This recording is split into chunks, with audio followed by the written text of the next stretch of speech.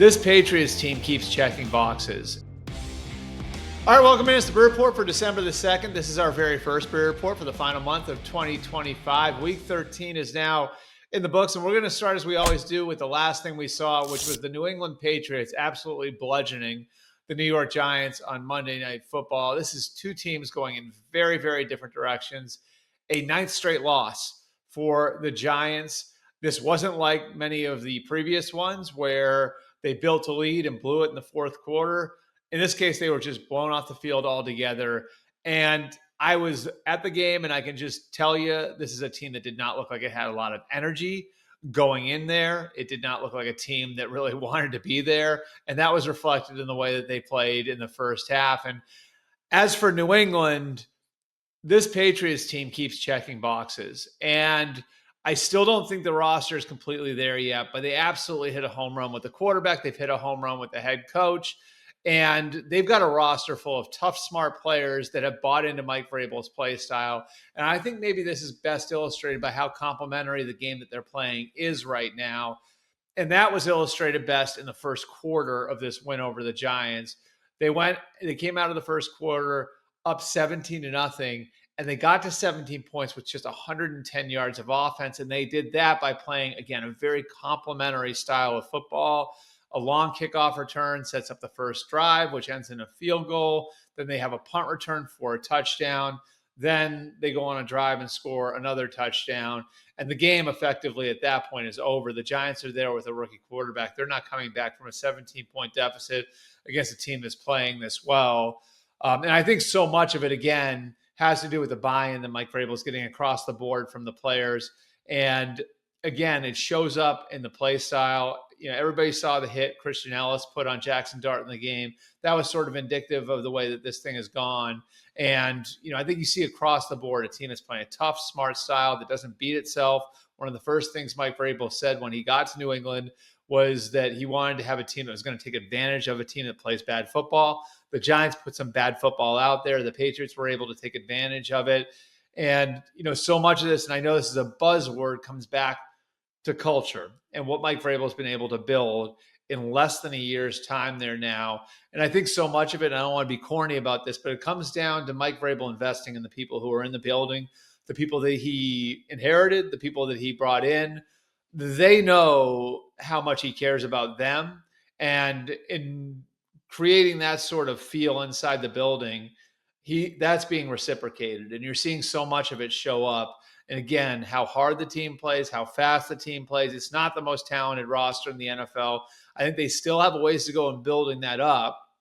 And they'll have 10 or 11 draft picks in April to continue to do that in a ton of cap space, which is kind of scary about where they are.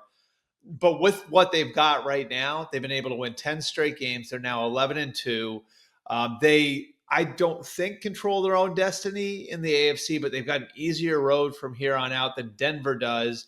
And Denver be the team to be in contention with them for the number one seed. And I can't even believe we're saying that. So now the Patriots go into their bye. Again, a ton of momentum, a quarterback in Drake May, who's probably the front runner for MVP, a coach who probably is the coach of the year in Mike Vrabel. You got those two boxes checked. You're going to be in good shape for a long time. That's where the Patriots are. And we'll learn more about them coming out of their bye. They have Buffalo at home and then a trip to Baltimore. Those two games, I think, will be good measuring sticks for where the Patriots are in 2025. But make no mistake about this. Again, you look at where they're at from a roster standpoint, the flexibility they have coming out of this year, the quarterback they have, the coach they have. This is an organization that's once again in great shape after a half decade of being one of the worst organizations in all of the NFL. They have bounced back like that with a quarterback turning a corner in year two and a first-year coach coming in and making a massive, massive difference. All right, our second takeaway from the weekend, from Week 13, the Houston Texans are a team that now looks like they're turning a corner. And what they were able to do against the Colts on Sunday, I just think you look at the way the defense is playing and the consistency that defense is playing with, and the rhyme and reason in the way that that defense was built, right? Like, and you see the investment up front, and it's Will Anderson Jr. and Neil Hunter, but it's also the way that they're able to come at you in waves, you know, with guys like Tim Settle and Sheldon Rankins, accomplished veteran players. And then the guys they have in the back end, maybe the best corner duo in all of football in Kamari Lassiter, and of course the all-pro Derek Stingley. So you have that, and that's been the baseline for them all year. And now you're starting to see the offense come along. And this is why the Texans could be a very dangerous team when we get to January. They've had injuries on the offensive side of the ball, obviously losing their quarterback. They had injuries to the skill position players. They had to play a stretch without Nico Collins. No Joe Mixon to this point in the year. It doesn't look like they're going to have Joe Mixon back in 2025.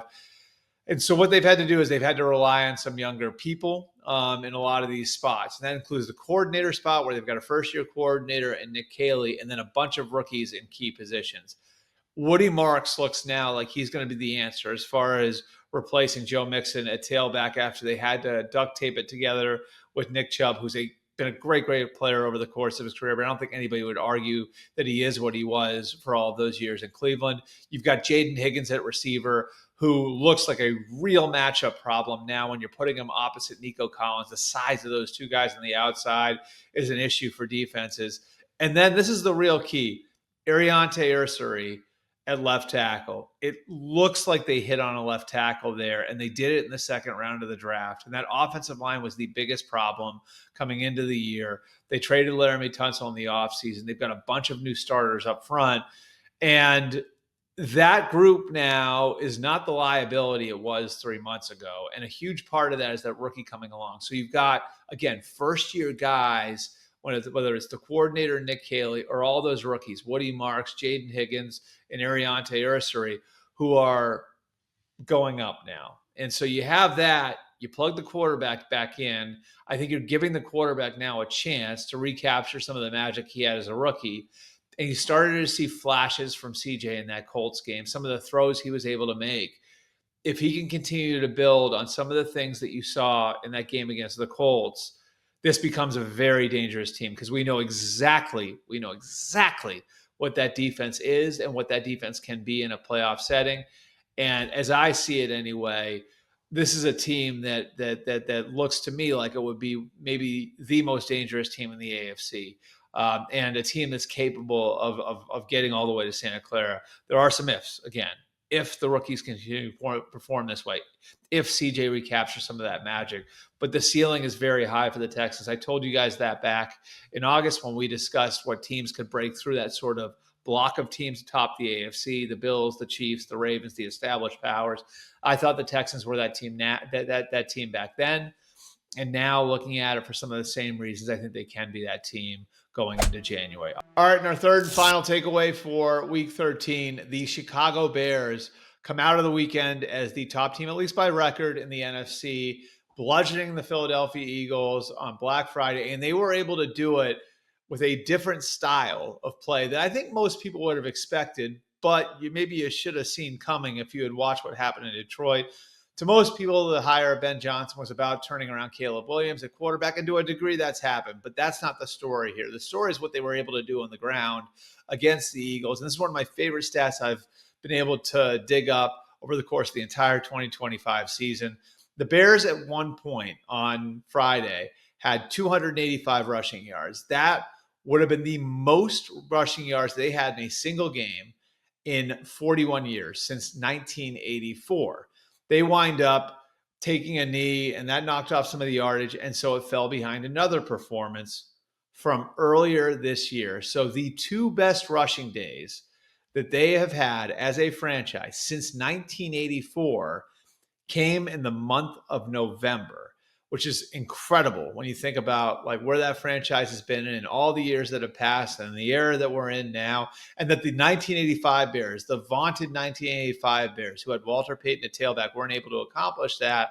And I think it speaks to a number of things. First, it's the investment in the offensive line, bringing in Jonah Jackson, bringing in Joe Thuney via trade, signing Drew Dahlman in free agency, then going and getting Ozzie Trapillo in the second round of the draft, completely changing the face of their offensive line. And then for Ben, it's about what they've been able to build from a culture standpoint, from a scheme standpoint. Like you look at what they're able to do, and they're winning in a lot of cases. Yes, on talent, with all the talent they brought in for that offensive line, but also with angles, with leverage. these are things that takes time to build, and they're able to do this in their first year there with a dominant run game. And that's how they've won this year. They've won behind that run game. And what does that do? That takes the pressure off of Caleb Williams. That feeds into a defense that's playing really well under first-year coordinator Dennis Allen. There's a rhyme and reason to the way that team is put together. There's a rhyme and reason to the way that they're playing, the style that they're playing. In a lot of ways, it mirrors, what we talked about with Vrabel in New England. And so I think what the Bears are doing right now looks sustainable. And imagine what it'll look like if the quarterback starts to play a little bit more consistently, because we've seen flashes. He's played big at the end of big games. We saw it against the Bengals with that throw down the seam to Colston Loveland to win the game. We saw it in the comeback against the Giants where he had the scramble plays that wind up winning the game. If Caleb Williams can become more consistent at quarterback, now you're adding them into an equation where you've got a dominant run game and a defense that's starting to play well. The Bears are on the right track, and they play the Packers twice in the next 3 weeks, which will likely determine who winds up winning the NFC North. Hard to believe that we're there with the Bears and Packers battling for the division title after a year ago. The Lions and Vikings, of course, had that big Week 18 battle to win it. Appreciate you guys coming out. As always, you can leave your comments below here on YouTube or on my social media at Albert Breer on Twitter, at Albert R. Breer on Facebook, at Albert_Breer on Instagram. We'll have a mailbag edition coming in the next day or two. Another Breer Report at the end of the week. We'll see you guys then.